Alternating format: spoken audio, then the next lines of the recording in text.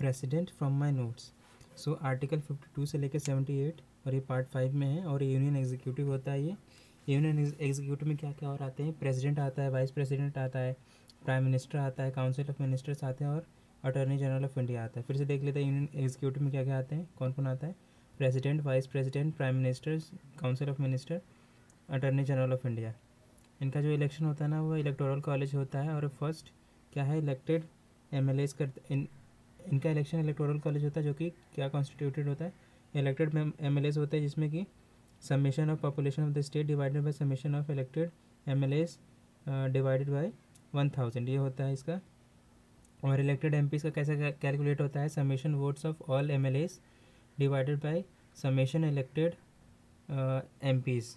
याद रखना है कि इलेक्टेड एमएलएस और इलेक्टेड एमपीज़ का क्या कैसे फॉर्मूला क्या है।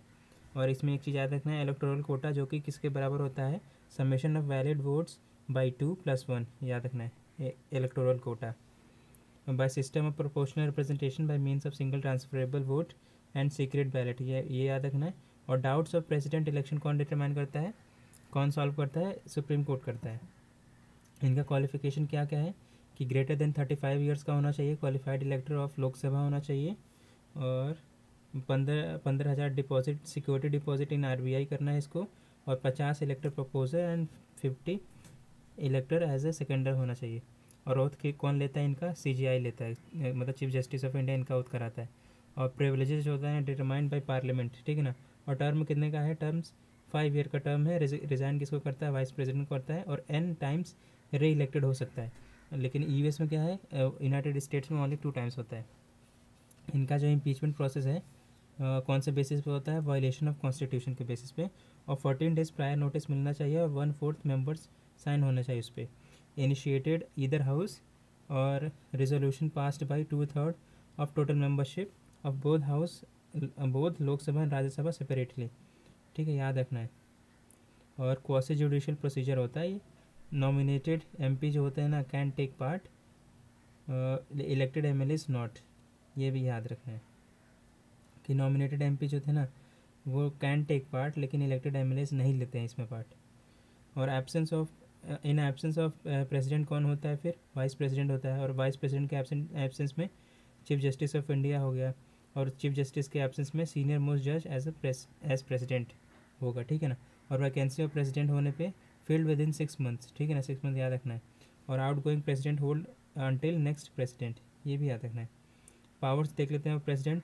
सो पहला क्या है, एग्जीक्यूटिव पावर क्या क्या है, prime minister, attorney general of India, CAG, election commission, CPSC, governor, member of finance commission, hold during his pleasure, ये याद रखना है। और ये appoint different commissions like SC मतलब scheduled caste and scheduled tribes का कमीशन सीएपी अपॉइंट करता है। एडमिनिस्टर यूटीज़, ठीक है, डिक्लेयर शेड्यूल एरिया, ये याद रखना है। सेकंड क्या है, लेजिस्लेटिव पावर में क्या है प्रेसिडेंट के, summon prorogue, dissolve Lok Sabha, address first session, appoint when presiding officers absent both houses, ठीक है ना, याद रखना है। और nominate 12 members to Rajya Sabha and 2 Anglo Indians to Lok Sabha, ये तो वैसे हट चुका है, इसको हटा देना है। और प्रेसिडेंट जो होता है ना, give assent if bill passed again and recent 44th constitution amendment act 1978 में कहा गया है कि president give assent if bill passed again, मतलब दोबारा अगर बिल आएगा तो उसको एसेंट देना ही है। और president not obligatory bill passed by governor, ये भी याद रखना है। अब देखते हैं तीसरा क्या है, फाइनेंशियल पावर्स। सो मनी बिल प्रायर परमिशन चाहिए होता है इसका। फाइनेंस कमीशन के लिए भी है इसमें इंपॉर्टेंट रोल। और बजट को ले करता है ये। No demand for grants except recommendation, इसके रिकमेंडेशन के बिना कोई भी डिमांड फॉर ग्रांट नहीं होगा। और advances out of contingency fund of India भी चाहिए होता है। और फोर्थ क्या है, डिप्लोमेटिक होता है। फिफ्थ क्या है अपना, मिलिट्री हो गया, ठीक है। मिलिट्री में क्या है, कैन डिक्लेयर वॉर और पीस, जो पार्लियामेंट अप्रूवल इसमें लेकिन चाहिए होता है। फिर सिक्स क्या है, जुडिशियल हो गया। सेवन्थ क्या है, इमरजेंसी पावर, जो कि आर्टिकल 352 जो नेशनल इमरजेंसी, आर्टिकल 356 और 365 जो कि प्रेसिडेंट रूल से रिलेटेड है, और आर्टिकल 360 जो कि फाइनेंशियल इमरजेंसी से रिलेटेड है। अब हम देखते हैं कि वीटो पावर ऑफ प्रेसिडेंट, ये आर्टिकल 111 में दिया है। पहला इसमें कौन सा वीटो पावर है, एब्सोल्यूट है। सेकंड अपना क्या है, सस्पेंसिव है। सस्पेंसिव में क्या होता है, except money bill, president can either give his assent और withhold but can not return for consideration. Third क्या है, पॉकेट वीटो है। इसमें क्या होता है, president not have qualified veto, और ये रिजेक्ट नहीं कर सकता है। मतलब अपने पास तीन तरह के वीटो पावर है, पहला एब्सोल्यूट है, दूसरा सस्पेंसिव है, तीसरा पॉकेट है। और वीटो पावर जो होता है ना, वो कॉन्स्टिट्यूशनल अमेंडमेंट बिल है, must give assent, 24th constitutional amendment act 1971 में दिया है। और एट्थ क्या है, ऑर्डिनेंस मेकिंग पावर, जो कि आर्टिकल 123 में है, not a parallel power of legislation है ये। और रेट्रोस्पेक्टिव इन नेचर होता है, कैन नॉट अमेंड कॉन्स्टिट्यूशन, मतलब ऑर्डिनेंस मेकिंग पावर से कॉन्स्टिट्यूशन को अमेंड नहीं किया जा सकता है।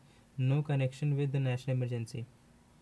मैक्सिमम लाइफ कितना हो सकता है ऑर्डिनेंस का, 6 मंथ प्लस 6 वीक्स हो सकता है।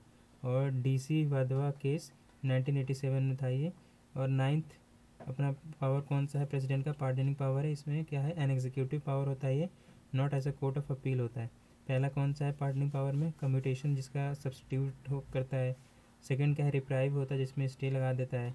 तीसरा क्या है, रिस्पाइट, जिसमें लेसर सेंटेंस देता है। और चौथा क्या है, रेमिशन, जिसमें रिड्यूस पीरियड को रिड्यूस कर सकता है। पाँचों का है पार्डन, मतलब कंप्लीट रिलीफ दे देता है।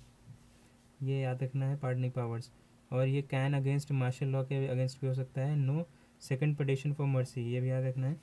और कॉन्स्टिट्यूशनल पोजीशन क्या है, आर्टिकल 53 में एग्जीक्यूटिव पावर ऑफ यूनियन दिया है। Article 74 and 75 collective responsible to Lok Sabha के बारे में, has only situational discretion, not constitutional discretion.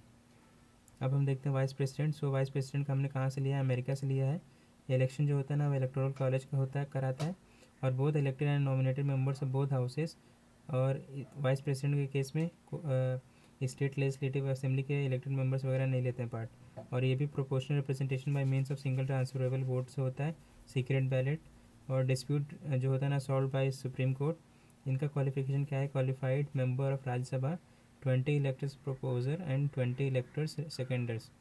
Terms क्या होता है, रिजाइन टू प्रेसिडेंट होता है, नो इम्पीचमेंट, इसमें कोई इम्पीचमेंट नहीं होता है। Removal resolution first in Rajya Sabha with effective majority, then in Lok Sabha with simple majority, याद रखना है।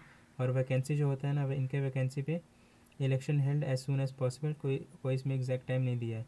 और पावर्स कैसे क्या क्या होते हैं कि x official chairman of Rajya Sabha का होता है। और एक्ट प्रेसिडेंट मैक्सिमम 6 मंथ के लिए एक्ट कर सकता है प्रेसिडेंट की तरह। वाइस प्रेसिडेंट का जो ऑफिस है ना, वो ही सुपर प्लस हाइनेस कहलाता है। और American vice president succeed if president vacant, पर ये इंडिया के केस में नहीं है। अब देखते हैं गवर्नर के बारे में। सो ये आर्टिकल 153 से लेके 167 के बीच में है। और इनका ड्यूअल रोल है। इसमें क्या है, constitutional head of the state होता है और रिप्रेजेंटेटिव ऑफ सेंटर भी होता है। और अपॉइंटमेंट कौन करता है, इनका अपॉइंटमेंट बाय प्रेसिडेंट होता है, nominee and not employ of centre होता है। और इंडिपेंडेंट ऑफिस होता है। और सेवन्थ कॉन्स्टिट्यूशनल अमेंडमेंट एक्ट 1956 में क्या होता है, सेम पर्सन गवर्नर फॉर 2 और मोर स्टेट्स, ये भी याद रखना है। और ये हमने गवर्नर का कहाँ से लिया कॉन्सेप्ट, फ्रॉम कनाडा से लिया हमने। और एज कितना होता है, ग्रेटर देन 35 होना चाहिए। President should consult chief minister. और oath by CJ of the concerned state high court, ठीक है ना। और टर्म कितना होता है, 5 years, प्रेसिडेंट के प्लेजर पे होता है, रिजाइन टू प्रेसिडेंट होता है। और कॉन्स्टिट्यूशन में ना कोई नो ग्राउंड्स फॉर रिमूवल दिया है। और chief justice of the state high court in his absence या डेथ पे। अब हम देखते हैं पावर्स ऑफ गवर्नर। सो पहला क्या है, फाइनेंशियल पावर्स। इसमें क्या होता है, बजट को लेकर करता है। मनी बिल प्रायर परमिशन चाहिए होता है, ग्रांट परमिशन भी इसी के रिक्वायर होता है। फाइनेंस कमीशन कॉन्स्टिट्यूट करता है, कंटीजेंसी फंड ऑफ स्टेट भी होता है। सेकंड क्या है, जुडिशियल पावर्स। इसमें क्या है, appoint promotions of district judge, consult with state high court. और appoint persons for judicial services of state, consult with state high courts and state public service commission. अब हम देखते हैं एग्जीक्यूटिव पावर्स में। इसमें क्या होता है कि chief minister attorney general of state and state election commissions, state public service commission को अपॉइंट करता है ये। और can recommend president imposition of constitutional emergency, याद रखना है कि ये प्रेसिडेंट को रिकमेंड कर सकता है इम्पोजिशन ऑफ कॉन्स्टिट्यूशनल इमरजेंसी। और ये चांसलर ऑफ स्टेट यूनिवर्सिटीज़ का होता है। और अपॉइंट किसको करता है, वाइस चांसलर्स को। और अपॉइंट किसको और करता है, tribal welfare minister of Chhattisgarh, Jharkhand, MP and Orissa. मतलब जो गवर्नर होता है ना, वो ट्राइबल वेलफेयर मिनिस्टर ऑफ कहाँ कहाँ के अपॉइंट करता है, छत्तीसगढ़, झारखंड, एमपी, उड़ीसा। और अब लेजिस्लेटिव पावर्स में क्या है इसका, summon, prorogue, dissolve state legislation, और इसका फर्स्ट सेशन ये भी एड्रेस करता है। Appoint when presiding officer absent होता है। Nominate 1/6 of members of state legislative council and 1 Anglo Indian to state legislative assembly. So ये, लेकिन अब ये हट गया है। और यही जो होता है decides disqualification of state legislative with consultation of election commission. और 4 डिस्क्रिशन ऑन बिल्स होता है इसके पास। 4 तरह के डिस्क्रिशन होता है उन बिल्स में।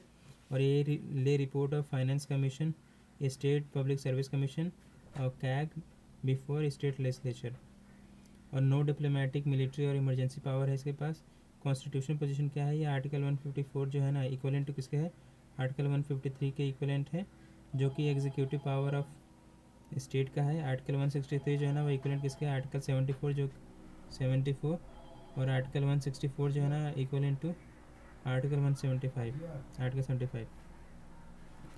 और एक चीज़ याद रखना है कि बहुत कॉन्स्टिट्यूशनल डिस्क्रिशन, सिचुएशन डिस्क्रिशन होता है इसके पास।